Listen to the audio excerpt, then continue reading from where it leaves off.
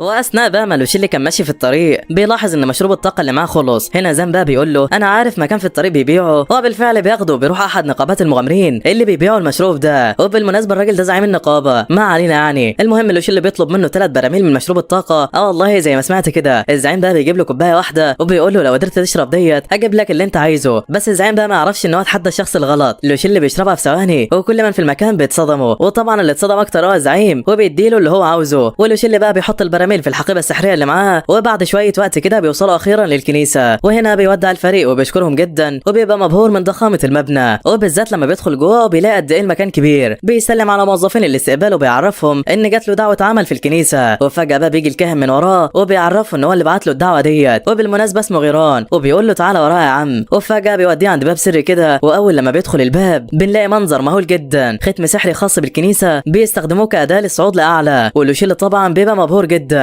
وبالذات بقى لما بيقابل في طريقه لومي، ايوه البنت اللي ساعدته اول لما وصل للعالم ده. ولوشيل بيفرح جدا ان هو قابلها، وبيفرح اكتر لانها لسه فاكراه، وبتقول له انها مش هتعطله لا بس عايزاه يبقى يعدي عليها وقت ما يفضى. وبعد كده بقى بتسيبهم وبتمشي. وفي الوقت ده بيكملوا طريقهم، ولما بيوصلوا مكتب غيران بيسالوا اذا كان فعلا بيعالج الناس بتكلفه شبه مجانيه ولا لا. وفي الوقت ده لوشيل بيتذاكى عليه، وايوه بيقولوا ان هو عمل كده لانه كان نفسه يشتغل مع حد اسمه بوتاك وما كانش عارف طريقه يوصل له بيها، وبالتالي خفض من تكلفه العلاج علشان يثبت مهاراته. ولكن فجاه لقى نفسه شغال في الكنيسه، وغيران بيقول له تمام، وبيعرفوا ان شغله الجديد عباره عن طارد ارواح. نام بقى كويس علشان شغلك هيبتدي من بكره. وبيقول له ان هو هياخد 20 عمله ذهبيه كمرتب من الكنيسه. وهنا لوشيل بينصدم وبيقول له ده انا لو اشتغلت سنه كامله مش هحوش نص المبلغ ده. وبيكون مبهور جدا، وبالفعل بيروح ينام. وتاني يوم بنلاقيه وصل عند غيران، وهناك بقى بيتعرف على جاك صديقه في المهمه. وهنا غيران بيديله وشاح كده وبيعرفه ان هو مصنوع من مواد غاليه جدا، ده غير ان هو بيحميه من الاوبئه. وبيطلع كمان بطاقه دخول خاصه بالكنيسه، وبنعرف ان البطاقه ديت بتديله صلاحيات كتيره جدا. بس الاول بيقول له اوعدني انك مش هتستخدمها في حاجه غلط، وكمان لو خرجت بره الكنيسه ممنوع تدخل اي حد معاك. تمام. وهنا غيران بقى بيفعل البطاقه وبعدها بيديها له. واخيرا بقى بتبدا المهمه بتاعتهم. بيقفوا قدام باب متاهه مليانه بالارواح الشريره، واول لما بيدخلوا جوه لوشيل بيلاقي ريحه قذره جدا منتشره في المكان. وفجاه بتبدا الاموات تهاجمهم، وجاك بيفعل سحر التطهير وبيمحي الوحش ده في ثواني. وبعد كده بقى بياخد البلوره اللي وقعت منه، وبيعرف لوشيل ان الغنايم ديت بيلمها وبيبيعها للكنيسه. السحريه، ويلا بقى انت من طريق وانا من طريق. وهنا لوشيل بيطلع سيف من الحقيبه السحريه وبيبدا يرسم خريطه للمكان علشان ما يتوهش لا، وبيقول شكل كده المكان ده ما فيهوش حد. وقبل ما يكمل كلامه بيلاقي عدد كبير من الوحوش بيهجم عليه. الواد بيتفزع وبيفعل سحر التطهير بسرعه وبيقدر يخلص عليهم في اخر لحظه. بيستخدم بعدها ذكائه وبيفعل التعويذه على السيف بتاعه، وبكده لو ضرب اي حد بالسيف هيخلص عليهم، مش هيحتاج يقول التعويذه كل شويه. وبالفعل بيخلص عليهم واحد ورا الثاني والدنيا بتبقى تمام. وبينزل بعدها لحد الطابق الثالث من المتاهه، ولكنه بيلاقي المره دي هياكل عظميه بعدد كبير، وكالعاده بيخلص عليهم كلهم وبيقول كفايه لحد كده النهارده ونكمل بكره، وده لان طاقته بدات تخلص. ولكنه هو راجع بيقول بالرغم ان قتلت عدد كبير منهم الا ان مستوايا زي ما هو ما اتغيرش.